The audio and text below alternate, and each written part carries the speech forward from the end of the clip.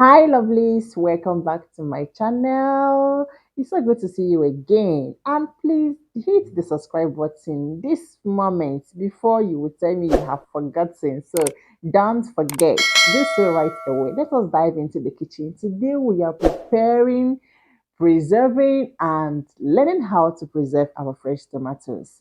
In case you have enough, it is tomato season, even though the price this year is choking. But then we have to do what we have to do.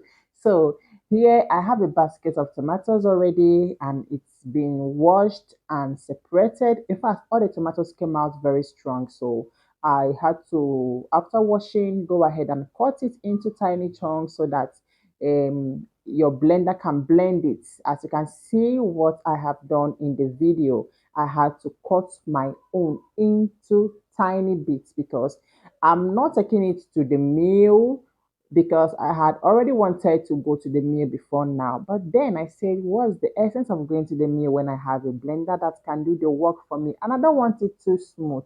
I want my tomatoes to still have this flesh in it. You got a point. Okay. All right. Now we are blending our tomatoes. My blender actually has two buttons. If I want it to come out very smooth, I'll use the other button, but I don't want that. So we're done blending our tomatoes. Now I have to blend my pepper. The pepper is entirely different. I'm not putting it inside the tomato, so this is an entirely different something. Now I had to add a little water to my pepper because I don't want it to be too strong for the blender to pick. So we are almost done.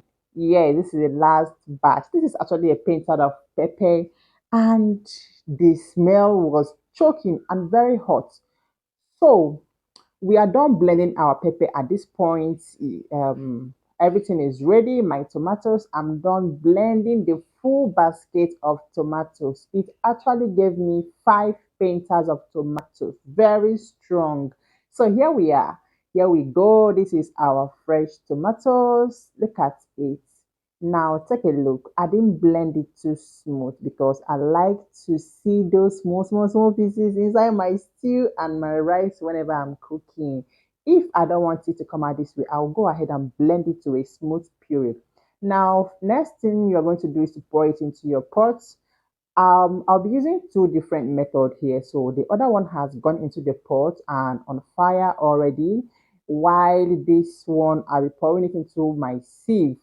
Make sure you use a very tiny sieve, the ones that doesn't have eyes, that the eyes is almost blind. Pardon me about that. As you can even see the water that's coming out already. So I had wanted to use that transparent bucket so you see the water, but then it was too big. So here we go. This other one is already on fire and boiling. You don't have to boil it for too long so that it doesn't lose its natural fresh taste. So while it is boiling, this other one is here draining as well. Take a look at the water. Look at the quantity. My goodness, this is why sometimes when you want to cook your stew, you want to cook until the whole water dries out. At the end of it all, your stew doesn't taste fresh and nice. Oh, I don't know about some people, but I don't really like it when my stew doesn't taste fresh. I like that fresh taste of tomatoes. How do you do yours? Please, would you mind sharing with us in the comment section? So now the tomato actually came to a boil in about 15 minutes, I'll be 10 minutes, yes.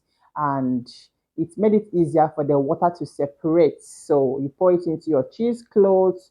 Either you use a basket for this or you use a bucket. It was actually very hot. I would have waited, but I didn't have the time. So I had to go ahead and pour it into the cheesecloth and the water drained out. The little ones left, I had to get this sieve and put a plate under so that it doesn't touch the water.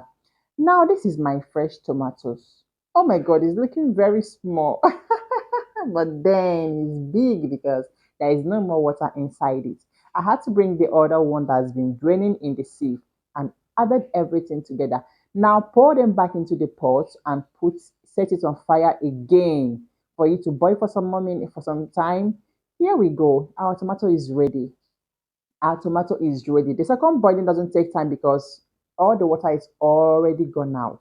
So it's just for you to preserve it more so that it doesn't spoil easily, depending on how you want to preserve your own. So I allowed it to cool down for some minutes, and voila, we are done. Our fresh tomatoes is ready. At this point, anything I want to cook, I'll just carry one and cook. I had to scoop into this small, small boil so that it will be easy for me to, making children's food. Please subscribe, oh, you have not done so. My video is almost coming to an end. So thank you and see you in our next session. Bye.